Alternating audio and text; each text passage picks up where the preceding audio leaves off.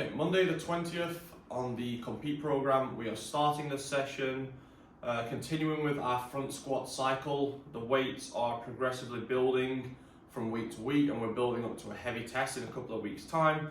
And then we also have those rack holds coming up there. We've reduced the time frame and increased the weight again.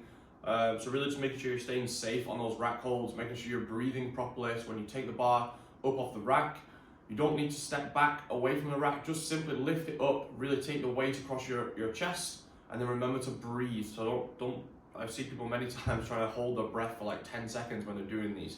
Just breathe, relax your breathing, but keep your muscles tight.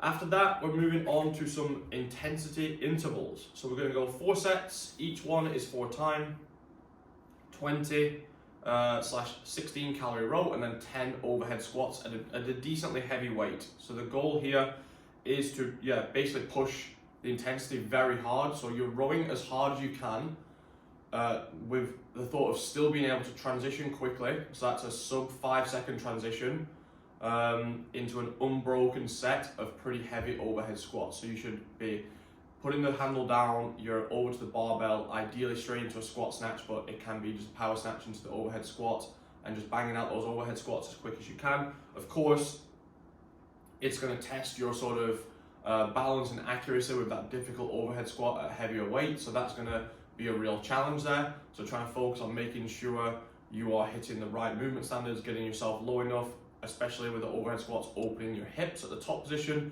but moving as fast as you can. The suggested rest is 2 to 1. So if you can get yourself into a group of 3, you would go, and then your 2 partners would go, to really allow for a long rest time, because we're looking at under 90 seconds of work here ideally, and then you're going to get about 3 minutes rest. So if you are on your own, then you can rest sort of 3 minutes in between intervals, and that will be absolutely fine. After that, just take a small rest, and then we have some quality pulling gymnastic work. So we have pegboard to start off. We haven't had that for a little while, so it's a chance if you have a pegboard just to get a little bit of volume in there. And so I've gone every 90 seconds for 5 sets. Okay, so this is just kind of a benchmark, because the level on pegboard is so different. If you are really good at pegboard, like you're great, you can do multiple reps, touch and go, then you can increase this if you want to go doubles. Most people will find 1 every 90 seconds very challenging, and a lot of people will find it, you won't be able to do 1 every 90 seconds. So if you can do full ascents of a pegboard, then you can increase the time domain a little bit if you want, maybe going every 2 or 2.5 minutes. But if you're not quite there to get those full ascents in, then you just scale it by range. So if that is for you, just doing, getting your feet on the wall, getting your hands on the pegs, and going 2 holes higher and then coming back down again, then that's a great starting point. You don't feel like it's all or nothing. I have to get all the way to the top or nothing. So if it's a little bit scary to go all the way to the top right now, kind of go up a step or 2 and then down, and you can do maybe 2 or 3 sets of that rather than thinking you have to go all the way up to the top and back down again.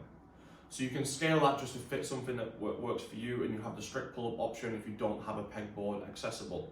After that, you have the EMOM of chest to bars. Last hard piece for the day, so 6 minutes, just picking a rep scheme that is very challenging but allows you to do repeatable sets. So you've got 8 to 18 reps of chest to bar pull-ups, just trying to hit the same number each time, trying to work on your kipping endurance, your butterfly endurance. Keeping those sets going to be challenging, but feeling and looking good all the way through, not pushing to technical breakdown.